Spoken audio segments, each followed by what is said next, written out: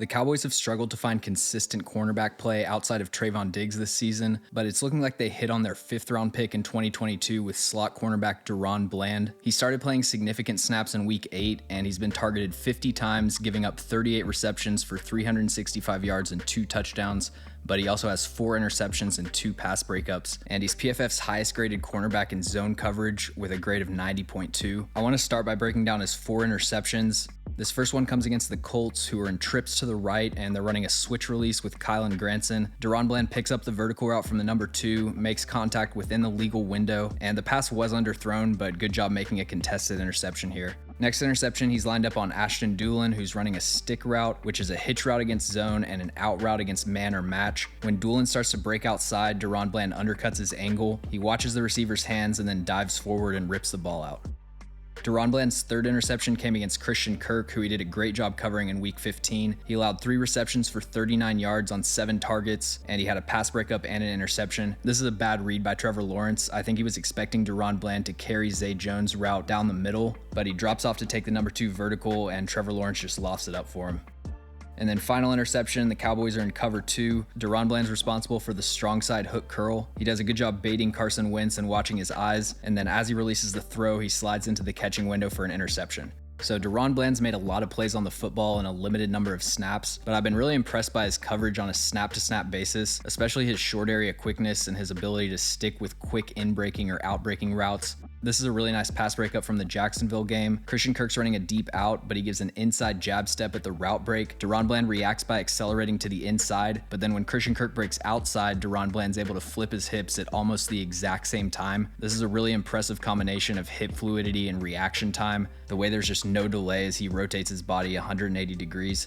Here's another pass breakup on a corner route. This time they're in the red zone. He's matched up with Curtis Samuel. He has a great feeling for space along the sideline and knowing how much room the receiver has to work with. And then once he closes that separation at the top of the route, he shoots his eyes up and plays the football. Daron Bland ran a 4.48 in the 40-yard dash, which is really good for a slot corner especially, and that speed has translated to the NFL. You can see him right here keeping up step for step with Christian Watson, who was probably the fastest receiver in last year's draft class. And then right here he's matched up with Dante Pettis. The Cowboys are in cover 3, so when Darnell Mooney releases vertically, Anthony Brown has to carry that route. And then if the number 2 also releases vertically, that means that Daron Bland is going to have him in man coverage. But Dante Pettis chips and gets inside of DeMarcus Lawrence, so when he releases on his route, Daron Bland's playing with so much outside leverage, but then he's able to recover and arrive at the catch point under control so he doesn't get a pass interference.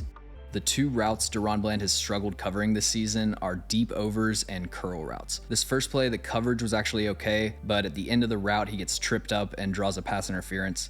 Right here, he's matched up with Christian Watson running a dig, and he just can't accelerate quickly enough out of his back pedal to close off that separation. That lack of acceleration comes into play with curl routes also, and it's why I would try to have Daron Bland in press coverage as much as possible. Off coverage only really works if the cornerback's explosive enough out of his back pedal to negate that cushion that he was giving the receiver before the snap. Here's another one against Christian Watson. He releases inside initially, but then swims into an outside release about 5 yards downfield. That causes Daron Bland to turn his hips and fully commit to covering what he thinks is going to be a corner route, but then Watson breaks inside and he just has too much speed for Daron Bland to recover. But with rookies, you're always looking to see how do they perform down the stretch in the areas they struggled with earlier in the season. So really nice to see this play from Week 15 matched up with Christian Kirk. He jams at the line of scrimmage, but then gets out of phase at the route break. Good job maintaining his speed out of the break though, so that he limits how much separation Christian Kirk can get. And then this is something I've seen a lot with Daron Bland. Even if he's out of phase and he can't look back at the quarterback, he's really good at reading the receiver's hands and eyes and anticipating when the ball's going to get there. So he fully extends to break up the pass, and he times this play on the ball perfectly. The second touchdown Daron Bland gave up was in Week 15, and it was really just a miscommunication. The Jags are running slay, which is a slant-flat combo, and if you're in man coverage and short yardage situations, pick routes and rub routes like this are going to be the main thing that kills you. One way you can defend this concept is called lock coverage, where you just cover the guy you're lined up on for the entire play. But the Cowboys have a banjo coverage call, where if these 2 receivers release in opposite directions, the cornerback's assignments switch. So when Christian Kirk releases outside, Daron Bland needs to be looking at Zay Jones to see what route he's running and then pass Christian Kirk off to the flat defender, but he bites outside, gets out of position, and then Trevor Lawrence hits Zay Jones in the soft spot of the end zone.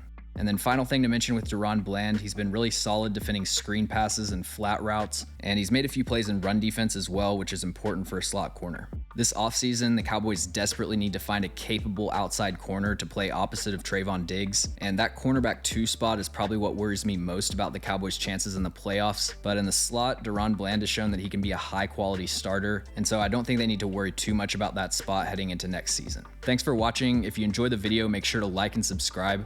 Also, let me know in the comments any players or teams that you'd like me to cover.